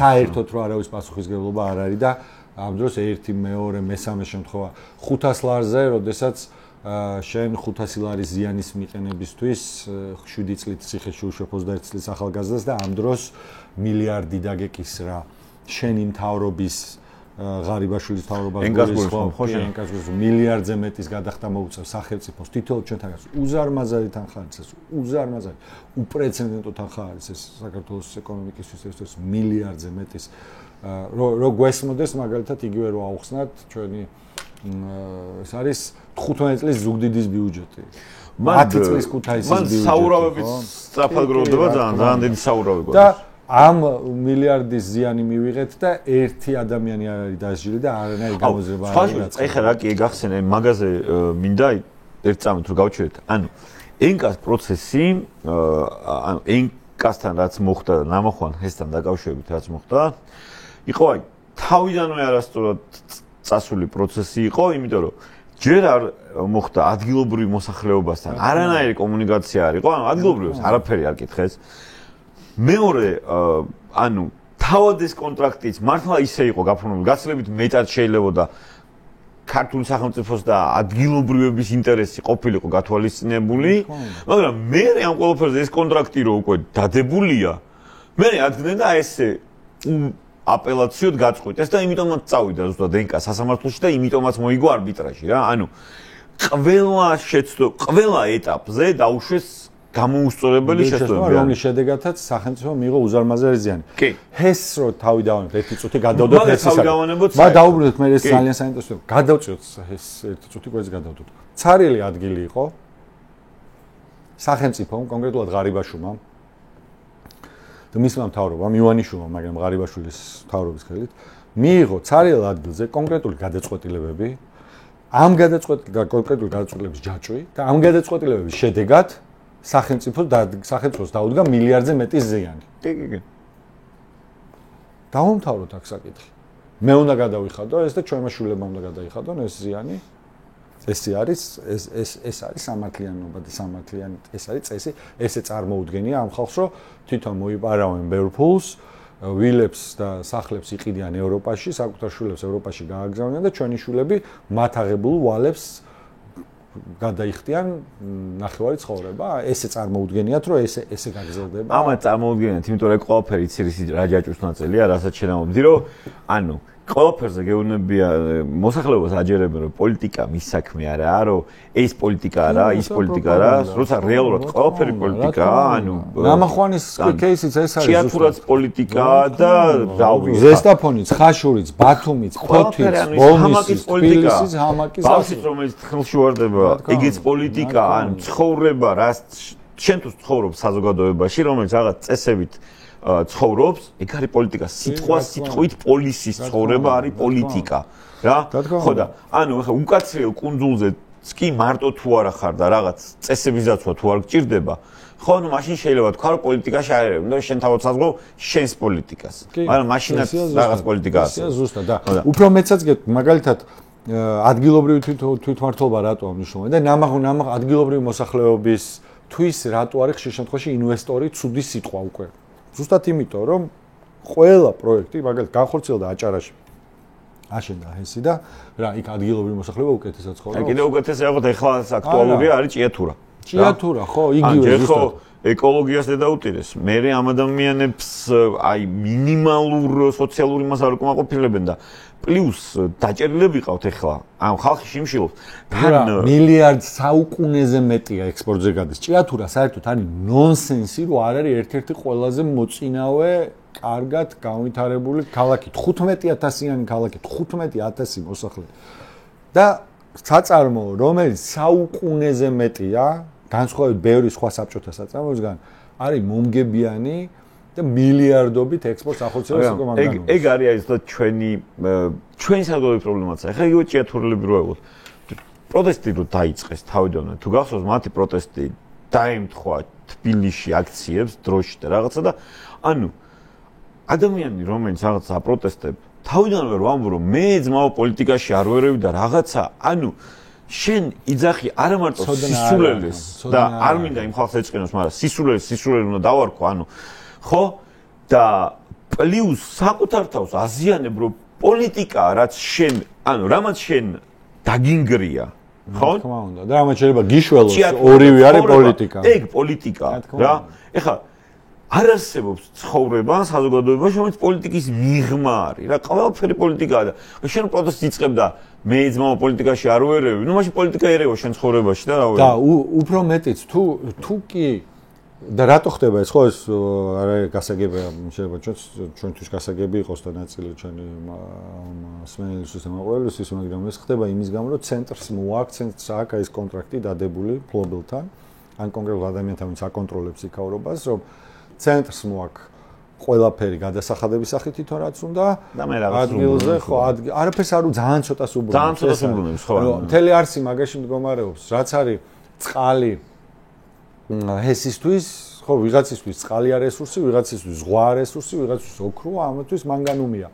და ამოცანა რაც გვეუბნება, რომ თუ ადგილობრივ გადასახადებში, ადგილობრივ ბიუჯეტში დარჩება მეტი ფული, ეს ხალხი თვითონ მოიწყოს თავის ცხოვრებას ისე, რომ იმის მაცვლად, რომ თავარი კარიბჭე, ფოთი, სუნი, თევზის სუნი არ იყოს 10 წლეულებია უკვე პრობლემა და თევზის სუნი კი არა, უნდა საუბრობდნენ, როგორი კაი სკოლები უნდა ქონდეთ, საბავშვო ბაღები, დასაქმება და ასე შემდეგ. ბოლნისი, ფოთი ღარიბი, ჭიათურა ღარიბი, კასპი ღარიბი, ბოლნისი ღარიბი, ყველა რეგიონი ღარიბი, ხალხი გარბის, მოსახლეობა იცლება და რაღაცა ელიტა, ეგრეთ წოდებული რეგიონული ელიტა, რომელიც ისგან შედგება, ხო, გამგებელი, პროკურორი, არ ვიცი, პოლიციის უფროსი, სკოლის დირექტორი, სამართლყოფოს უფროსი. და ეს არის მთელი ამბავი და ის გამგებელი მოდის მერე და მოსახლეობას ეუბნება, რომ მისი ფუნქცია ის კი არა, რომ იქ დასაქმებას შექმნას ეკონომიკური წარმოება, იმას არავინ მაგას არ თხოვს. გამგებელს დღევანდელ რეჟიმში ევალება, რომ აი ამდენი ხალხი უნდა მოიყვანოს საარჩევნო უბანს. მორჩა. და ეს არის ეს პრობლემა, ეს ცენტრალიზაციის პრობლემა, რომ არც რეალური ძალაუფლება აქვს, არც ფული აქვს, არც ფინანსები აქვს და არის პარტიული ნომენკლატურის რაღაცა დაბალი რგოლის წარმომადგენელი, რომელიც კონკრეტული დავალებებით მიდის, რომ შენ აი 4 წელიწადში ერთხელ აი ამას გააკეთებ, სამაგეროდ მე თვალს დავხუჭავ შენ რომ იქ რაღაცას მოციცხვი მიციცხვი. ხო, ნუ მე ამათ რა უნდა ჭამონ და ამ შემდეგ და პირობითად ეს სისტემა უნდა დაიშალოს და დაინგრეს ნორმალურ ქვეყანაში. ერთხელ და საბოლოოდ. აი, ეხლა კითხვა რო დავსვა, შენ როგორ ფიქრობ, დავუშვათ რაიონების და რაიონებში მცხოვრები ადამიანების კეთილდღეობის და გაჭირვების ხარჯზე რო ცხოვრებას იწყობს ის ხალხი, სად ყიდულობს უძრავ ქონებას. ყიდულობენ ბულიوار არა ჭიათურაში ამ ფოთში, არამედ სწორედ თბილისში. თბილისში ვინც მოიპარავს, ყიდულობს მადრიდში. ხა მაგალითად მიქაუტაძე დაიჭერეს დაახლოებით 2-3 კვირის წინ კორუფციის ბრალდებებით. ამ კორუფციის ბრალდებებზე 2 წელიწადია კივის ტევ პირველი ფორმულა თუ მთავარი. რა და ვახ ეხლა გაახსენდათ ამათ. ანუ ზოგადად ეს არის მაფიოზური სახელმწიფოს არსი, ამაში მდგომარეობს კი არის უზარმაზარი კორუფცია, ხა ყველა მიცის ხა. თბილისის მერიაში კორუფციაზე ლეგენდები დადის უბრალოდ, ვისაც კი შეხება ქონია მუნიციპალიტეტთან, ან საქმიანი, ან ტენდერში, ან სანებართო და ასე შემდეგ და ისედაც ხო ხარ რომ გავიდეთ რა თუ და ქალაქ შეხედე რაც ხდება და ჩანს, ხო? სამშენებლო ბიზნესში რაც ხო, რაც ხდება, როგორც არის, ნაერთიც არის და ამ ადამიანებს გონიათ რომ ხო აი ხა მოკლე ვადაში მე მოვიპარავ მთაწმინდას მადაუჩ ეკლესია იქნება თუ მწერლის ეკლესია იქნება თუ ნებისმიერი ადგილი იქნება უბრალოდ ან აბანოთ უბანში ჩავდგავ корпуს ფულს მოვიპარავ წავიღებ და მე 2% პარტიას გადავუწყავ და მე წავალ და ასე ვთქვათ ვიყიდი კაი მანქანას კარგად ჩავიცვე ევროპაში დავისვენებ რაღაცა დავაფინანსებ ორ პატარა რაღაც საქველმოქმედოებას ან ეკლესიას ავაშენებ, სადმე კიდევ უფრო მარტივ მაგალითი ვაყოთ, გავამარტივოთ და ვიტყვი რომ აი შემდგარი ადამიანი არის და ასე შემდეგ. ხო, საერთოდ ჩვენ დეველოპერების გასაგონად მინდა ვთქვა, მშენებლობის სირცხვილი არის, ამდენი მილიონი კვადრატული აშენდეს ქალაქში, სირცხვილი არის და ყველაზე ლამაზი შენობები იყოს საუკუნის დასაწყისში აშენებული შენობები. სირცხვილი არის უბრალოდ რომ ამდენი მილიონი, კაი, კორუფციად, ფული ფულად, ეს უბედურება და ეს მარაზმი რაც ამ ქალაქში ის ქაოტური განაშენიანება და ეს ყველაფერი რაც ხდება, ავიღოთ ცალკე და ნუ გადავდოთ ეს ყველაფერი. ერთი შენობა როგორ არ დადგა არავინ ისეთი რომ იტყვი რომ ქალაქს არქიტექტურულად რაღაცა დაემატა. შეიძლება რომ ისე 20-იანი წლების დასაწყისის შენობები იყოს, რაც ღირებული არის. აქ შენ ხა ამათ გემოვნებას თხოვდა. არა, გემოვნებას კი არ უბრალოდ საუბარი და შენ გინდა რომ ანტონიო გაუდის გემოვნება ჰქონდეს და ცოტა რაც შეეხება როგორ უნდა იყოს ეს მოწყობილი, იმიტომ რომ სხვათა შორის ნამახვანის და корпуსის ჩადგმაც არის ძალიან ახლოს კავშირში ერთმანეთთან, რომ ადგილობრივი მოსახლეობა უნდა წყვეტდეს რა უნდა კონდეს ეს ამოხდება იქ და როდესაც ინვესტორი აკეთებს პროექტს, სანამ საკრებულო თუ რომელიმე სამსახური დაამტკიცებს, პირველი რაც უნდა იყოს, ეს არის ადგილობრივი მოსახლეობის თანხმობა ამა თუ იმ პროექტზე და მაშინ უკვე ინვესტორი უბანში მიდის. ეუბნება რომ მე აქ ავაშენებ ბაღს, ავაშენებ პარკინგებს, სკვერებს, ამას გავაკეთებ, ამას გავაკეთებ, ეს არის პროექტის ნაწილი, მაქვს თანხმობა თქვენი.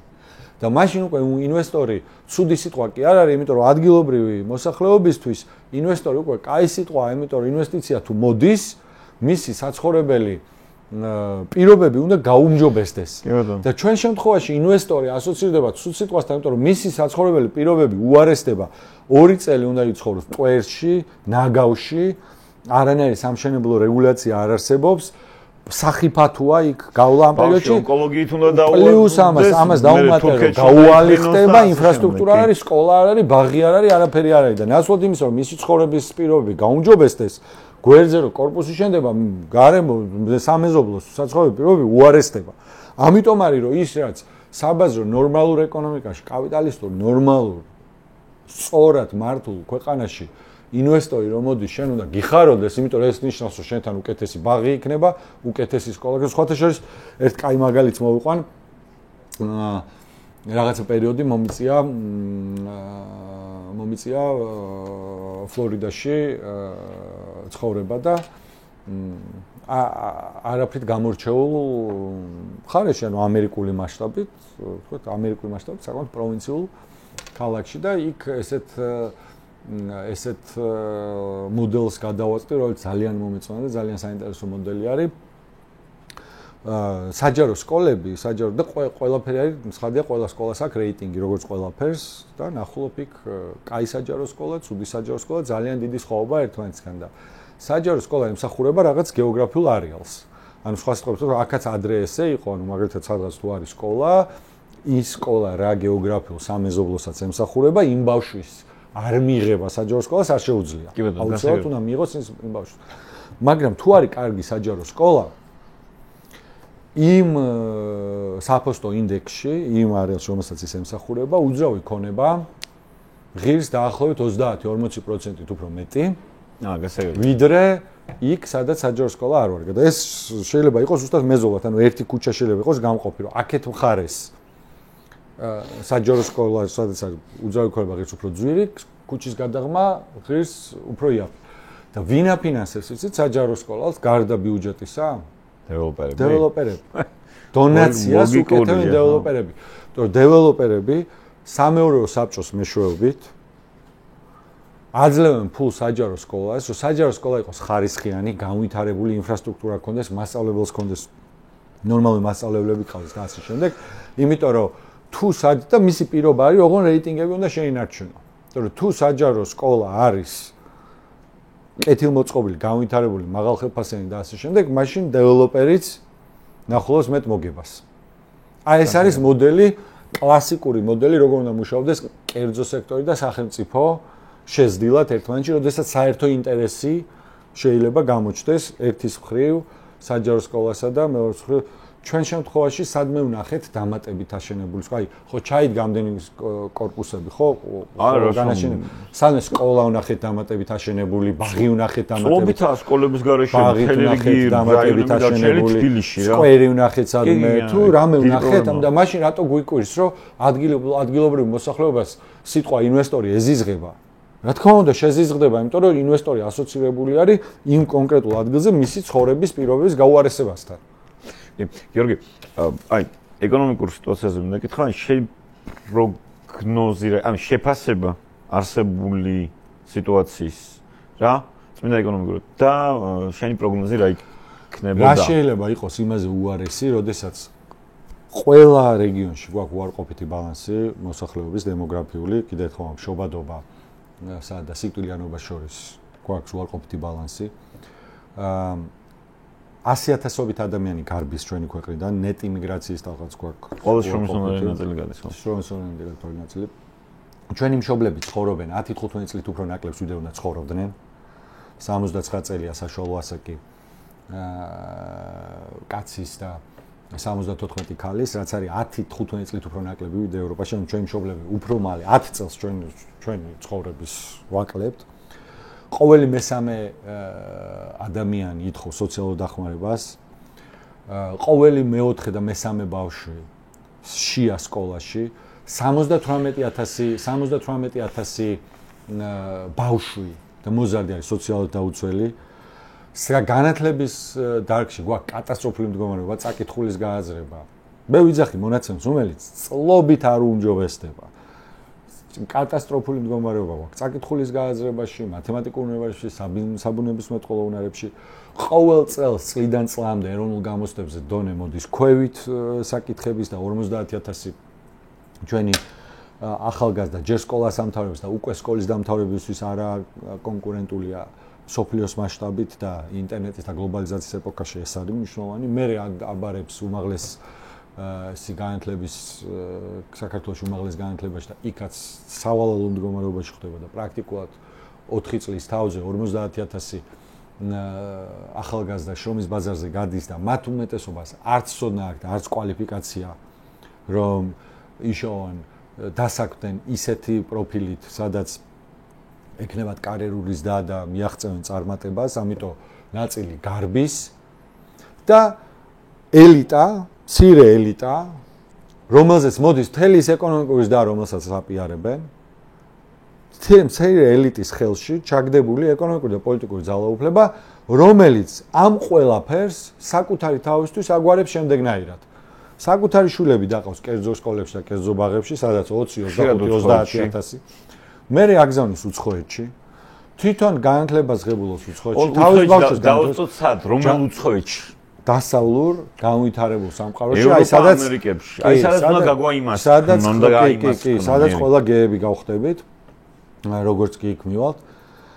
ჯანდაცვას ღებულობს უცხოეთში, უძრავქონებას ყიდულობს იქ, თავის ცხოვრებას იწყობს იქ, ყველაფერს იწყობს იქ და დანარჩენი საქართველოსთვის ეს ყველაფერი არის ხელმიუწვდომელი და დანარჩენ საქართველოს ეუბნება რომ მე ვდგავარ სადარაჯოზე და რუხაძე ამის ნათელი მაგალითი პირდაპირ პროპაგანდისტული არხის ფლობელი თავარი ინგლისის სასამართლოს მიერ თაღლითობაში ბრალდებული კი არა და ვერდიქტი არსებობს ადამიანი რომელიც მთელი თავისი ქონება საბოლოო ჯამში ეკნება დასავლურ ქვეყნებში და მისი არხის მეშვეობით non-stop პრორუსულ, ღია პრორუსულ, ანტიამერიკულ, ანტიევროპულ პროპაგანდას ვისმოთ.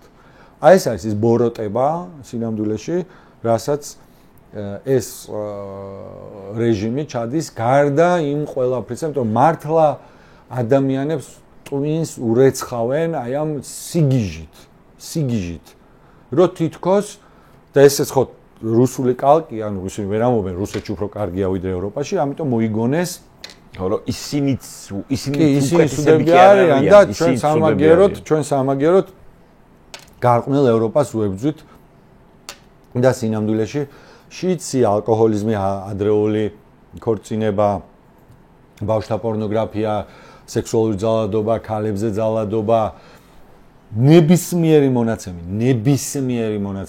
რაც არ უნდა იყოს, ნებისმიერი მონაცემი შეიძლება დაადე, ნებისმიერი მონაცემი, 3-ჯერ, 4-ჯერ ჯერადად მეტი არის რუსეთში, ვიდრე საშუალო ევროპული მაჩვენებელია. აფრიკულ ქვეყნებში 3-ჯერ და 4-ჯერ ჯერადად, ანუ 300%, 3%-ით კი არა, იმ ხალხისთვის მინდა მას გამარტება გავაკეთო, ვინც იმედს უყურებს და ჯერ ამ პროპაგანდას. 300%-ით, 400%-ით მეტი არის იმ რუსეთში, რომელიც მეხოტბებათაც გადაიქცა ეს სახელმწიფო პროპაგანდა, იმიტომ რომ თვითონ, ასე ვთქვათ, აი ეს რესურსები მოიპარონ ძარცვენეს ქვეყანა და დანარჩენ საქართველოს დატოვონ იმ სიკეთეების გარეშე, რისთვისაც ამდენი წელია ვიბრძვით. და ეს არის ჩვენი ბრძოლა საბოლოო ჯამში კიდევ ერთხელ ვამბობ. ეს არის ეს ეგზისტენციალური ბრძოლა არის ჩვენთვის. ეგზისტენციალური ბრძოლა არის. კი, ზოგი უძლებს, ზოგი ვერ უძლებს, ზოგი ციხეში მიდის, ზოგი ისე იბრძვის, ყველას თავისი ბრძოლა აქვს. ყველას თავისი ზოგი იბრძვის იმითი, რომ არ ეგუება, ზოგი იმითი იბრძვის, რომ არ მიდის, ზოგი პირველ დარტყმას იღებს, ამიტომ მე მინდა რომ გამოვიყენო ეს შესაძლებლობაც და ყველა იმ ხალხს უთხრა გავამხნეო და ჩემი მხარდაჭერა უთხრა, ვინც პირველ რიგში იღებს საკუთარ თავზე დარტყმას. ეს არიან პირველ რიგში სინდისის პატიმრები, პოლიტპატიმრები, პოლიტიკური ლიდერები, აქტივისტები, ეკონომიკურად, სოციალურად აქტიური ადამიანები, ვინც ქუჩაში დგას, ვისაც აშავებენ, უგზავნიან, ცემენ, სახელმწიფო აკეთებს ამ ყველაფერს. აგინებენ მილიონობით, ასეულობით მილიონს ხარჯავენ პროპაგანდაზე, იცოდეთ რომ ეს ის ხალხია, რომელიც ყველაზე მეტად არის დასაფასებელი და რომელიც აუცილებლად მოიყვანს იმას, როგორც ვთქვათ, ზვავი არ იწყება რაღაცა დიდი თოვლის მასის დაძვრით, იწყება რაღაცა პატარა ძვრებით. აი ეს ის ხალხია, ვინც ამ პატარა ძვრას უზრუნველყოფს, რომელიც აუცილებლად მოიტანს იმ ზვავს, რომელიც საბოლოოდ მიგვიყვანს ევროპულ ოჯახში და ჩემი მართლა ყველანაირი ყალბი პათეტიკის გარეშე მინდა ვთქვა, რომ ჩემი ალბათ ყველაზე ბედნიერი ადამიანი ვიქნები, და ბევრი მოძრაობა და გადაადგილება მიწევს ევროპულ ქვეყნებში, როცა ევროპულ აეროპორტებში გავივლი ქართული პასპორტით ევროკავშირის მოქალაქეების თვის განკუთვნილ ურიგო ხაზებში, მარტივ ხაზებში, უკონტროლო ხაზებში, იმიტომ რომ თუ შენ ხარ ევროკავშირის წევრი, იგულისხმება, რომ შენთან არის ისეთივე წესრიგი, ისეთივე კანონმორჩილება, ისეთივე დამოკიდებულება სხვა ადამიანებისადმი, ადამიანის უფლებებისადმი და ყველაფერი დანარჩენისადმი, რომ შენს ჩვენი ოჯახის წევრი ხარ, ამიტომ ეს სიმბოლო, რომ ქართული პასპორტით გავიაროთ ევროკავშირის მოქალაქის რიგში, არის ჩემთვის პრაქტიკულად რაღაცა ესეთი მალსტონი, საზომი, სადაც ვიტყვი, რომ კი ბატონო, ჩვენმა თაობამ, შემდეგ თაობას კი პრობლემები სულ იქნება, არ არსებობს ქვეყანა და სახელმწიფოს პრობლემა არ არის. მაგრამ ვიტყვი, რომ ჩვენმა თაობამ ჩვენ შვილებს დაუტოვა უკეთესი ქვეყანა. კი ბატონო. ეს ამნიშნულოვანი ამბავია ჩემი აზრით, რომ ეს ბრძოლა, ხო, იმიტომ თუ ჩვენ არ ვიძოლებთ, ჩვენ შვილებს მოუწევთ ამის ბრძოლა. გასაგებია ხო. მარტივია ხო. ან ქვეყანას რა ვიცი, ბავშვები გვიცემეს, ხო, ჩვენი შვილებს დაიჭირეს ქუჩაში, იჭერდნენ. ათრევდნენ მაშინ ეგრეთ წოდებულ წამების მინივენებში და ასისხლიანებდნენ და ეს ფოტო ხო ჩემი შვილის მეგობრია პირდაპირ მნიშვნელობრივად ჩვენი შვილები ვიღაცა ბანდიტებმა და ბანდფორმირებები იჭერდნენ და მათი ისტორიები ვინც არ იცის წაიკითხოს გამოქვეყნებული არის უსწორდებოდნენ სახში მიმავალს და ამას თუ ჩვენ ვაპატიებთ და თავს თუ დავხრით ამაზე ეს ნიშნავს რომ ჩვენ არ ვიმსახურებთ საკუთარ სახელმწიფოს თუ ჩვენ ვაპატიობთ ერთმანეთს იმას რომ შეიძლება არსებობდეს ადამიანი ან ადამიანთა ჯგუფი რომელსაც გამოაცხადა რომ ეს ქვეყანა არის ჩემი და მე რასაც მინდა იმას ვიზამთრ თქვენ სხვა არავინ არ არსებობთ და იმიტომ რომ შენ სიმღერა იმღერე რომელიც მე არ მოწო ხვალ ვიღაცას მოგიგზავნი და ვაცემინებ შენ თავს და ჩვენ შვილებს ვაცემინებ და შენთვის ეს არ შეიძლება და შენთვის შეიძლება და 500 ლარიანი ხობის დაზიანებისთვის 7 წლით გამოკეტავ 18 წლის ახალგაზრდას 21 წლის ახალგაზრდას რომელიც ჩემი შვილი შეიძლება ყოფილიყო მის ადგილზე მე შეიძლება ყოფილიყო ნებისმიერი ჩვენთაგანი შეიძლება ყოფილიყო მის ადგილზე და მე კიდე უფრო ტრაგიკულად პატარა ბიჭებს პატრულის ფორმაში სრუმოწმეებად მოიყვან და ვერ ცნობენ საერთოდ ვის ადებენ ხელს ვერცნობენ ხომ სასამართლოებში ეგრეთ წოდებულ სასამართლოებში თუ ჩვენ ამას მოვიტმენთ რომ ეგ ყველაფერი ძალიან ღიად ჩანდა უკვე თუ ჩვენ ამას მოვიტმენთ თუ ჩვენ ამას მოვიტმენთ და თუ ჩვენ შევეგუებით ესეთ სახელმწიფოში ცხოვრებას მაშინ ჩვენ არა ვართ ღირსი რომ საკუთარი სახელმწიფო გქონდეს და მე დარწმუნებული ვარ რომ ეს იმიტომ ამბობ რომ მე დარწმუნებული ვარ რომ ეს ჯერ ისევ ყველა რეჟიმი სრულდება ივანიშვილი კი არა ისეთი რეჟიმები დასრულებულა კი ბატონო ქართული ოცნების წარმომადგენლები წერა კითხვა კი არ უყვართ ამითი ცნობილები არიან მაგრამ ისე თუ გადაიკითხავენ როგორ ასრულებენ რეჟიმები ნახავენ რომ გააცილებით უფრო ფეს გადაკითხვაც არ ჭირდება უკვე მაინც ანუ ვიდეოს და ინტერნეტის ეპოქაში დასრულდა ძალიან ბევრი რეჟიმი ანუ ესე ხო არ არის ხა რომ კი მე შენზე ვიძალადე სისტემურად ბოლომდე გაგზარცვე გცემე დაგიჭირე ციხეში გაგიშვი და ეს დამთავრდა, ეს ყველაფერი, როგორი პროპაგანდაც არ უნდა ახვიონ თავზე, ან მათ პროპაგანდასაც ხო აქვს რაღაც ეს ხო რა ვიცი. ვის გონია ხო ვინმეს ქართული ოცნების მომხრეებით პროპაგანდის ჩემი აზრით ქართული ოცნების მომხრე დღეს შეიძლება იყო ან მხოლოდ და მხოლოდ ძალიან შესაბამისი შეყვანილი პროპაგანდით, რბილად რო თქვა, ან უბრალოდ უტიფარი ადამიანი და კონდეს პირდაპირი მატერიალური ინტერესი. ეს უტიფარს ნიშნავს, ხო? ანუ სხვანაირად შეუძლებელია, რომ ამ რეჟიმის ხალხი. უბრალოდ ეს რეჟიმი დასრულდება, ეს რეჟიმი ჩამოიშლება ძალიან სწრაფად, იმაზე სწრაფად ჩამოიშლება, ვიდრე მე მგონი ამაში დარწმუნებული ვარ და მე რას ვეუბნებით ამ ხალხს? კი ბატონო, რაღაც ნაწილი გაიქცევა და წავა, ზოგი რუსეთში წავა, ზოგი იმისიქი წავა. ეგ ძალიან ნაწილს ექცევა საშუალება რომ გაიქცეს და რაღაც, იმიტომ რომ როგორ არის რას ვეუბნებით, რომ შენი შვილი 5 წლით რატომ ყავდა ციხეში გადმოკეტილი? ან თავყვა რატო დაუმტრიო პატარა სად გაიქცევა გაფიცების ხალხი, რომელსაც თბილისში აქვს იპოთეკებით. შენ რა გონია ეს რეჟიმის მსახურები მილიონებს იღებენ?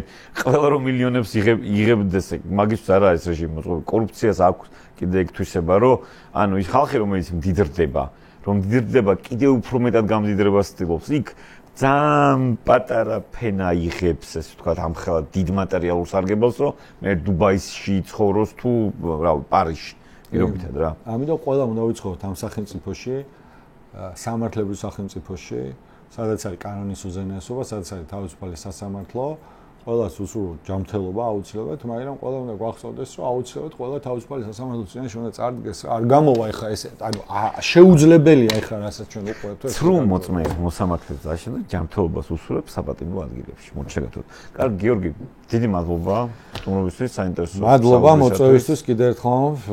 წარმატებას გისურვებთ თქვენ, თანამებრძოლები ვართ და აუცილებელია, რომ ეს ოპტიმიზმი გამოვასხივოთ, იმიტომ რომ ხშირ შემთხვევაში ადამიანებს ეს რაღაც ხანდახან გაგვიჭირდება ხოლმე, რაც ბუნებრივია, მაგრამ აუცილებლად დავდგეთ. დიდი მადლობა თქვენს გადაცემას აპოლიტიკური კოდი YouTube პლატფორმაზე მისმინე, გამოიწერეთ ჩვენი პლატფორმა და გამოგვყევით სოციალურ ქსელებში.